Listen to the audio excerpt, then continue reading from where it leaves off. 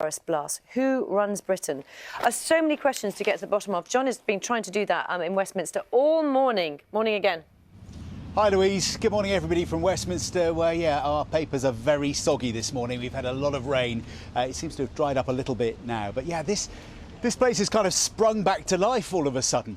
Parliament was prorogued, or so we thought, and then the judges said yesterday that proroguing was unlawful. It kind of never happened. MPs are therefore coming back. So a momentous day yesterday. We've never seen anything like it before. An amazing story for political reporters to cover, and we have two of them here to try and make sense of it with us now. Sonia Soda writes for The Observer, and Tom Harwood is a reporter for the political website Guido Fawkes. Morning to both of you. Morning.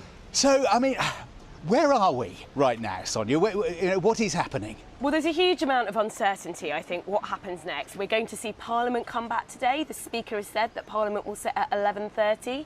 I think you're going to see opposition parties table urgent questions to the government. We're certainly going to be hearing from Michael Gove. I think we probably will actually hear from Boris Johnson as well, who got on a plane back from New York at 4 o'clock this morning.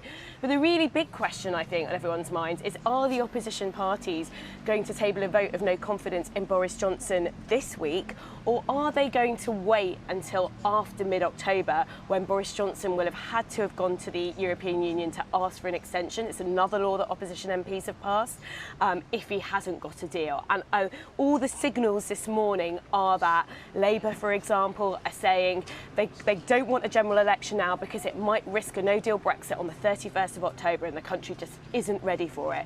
So we have to wait, we have to get that extension. As soon as we've got that extension, Labour will want to see a general election. Tom, is that your reading of it as well? I mean, do you agree that that's kind of where we are, regardless of your politics? I think that's generally right. I don't think we're going to see a vote of no confidence immediately. In fact, we're probably not going to see one until late October, when Parliament wouldn't have been prorogued anyway.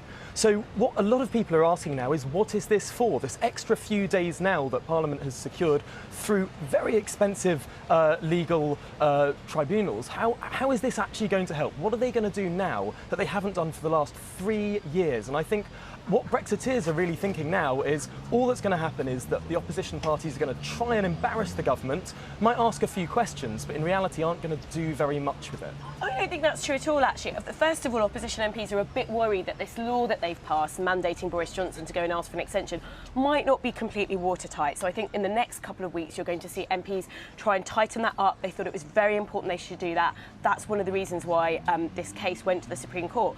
But quite aside from that, there's a really important principle at stake here. What we've seen is a Prime Minister lost his majority, crashed down to -42, no mandate from the country, trying to do something that Parliament didn't want him to do, and he just shut it down for 5 weeks.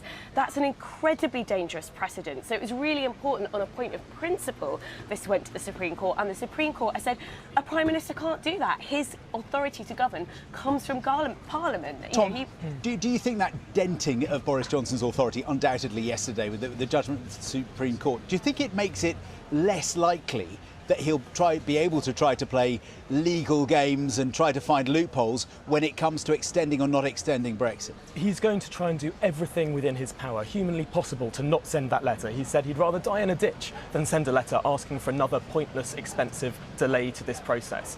And actually, I think what's quite interesting about this is that his standing within the country is probably rising as it's falling within Westminster.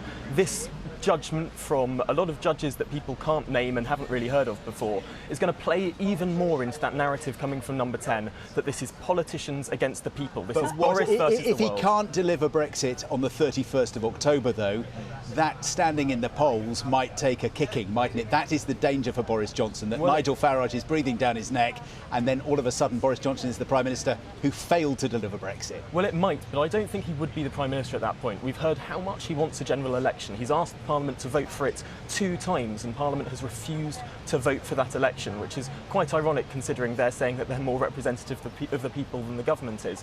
But ultimately, I don't think Boris Johnson will ever send that letter. He will never be the Prime Minister to delay Brexit. He'd rather resign. So, Sonia, just talking to opposition parties here today, how much planning and coordination is going on. I mean, in a way, they've got this victory at the Supreme Court, but you don't get the sense that they really know what to do with the time they've now been given. I mean, I think there are some clear ideas about what the time could be used for. The question will be, there's going to need to be a lot of behind-the-scenes coordination, negotiations. For example, if you're going to bring a motion of a vote of no confidence, you need to be absolutely clear that there is a temporary Prime Minister that all the opposition parties will coalesce behind. So you're going to see lots of those sorts of talks happening over the next 2 or 3 days. I think it's absolutely right at this critical time. I mean, the country is in a political crisis. We could be looking at crashing out disastrously on the 31st of October. Oh, apologies. We just obviously lost the line there to Westminster, but I think John was just about to wrap up that interview anyway. So there you go. And we'll have more, of course, rest of this programme and throughout the day on the BBC as well.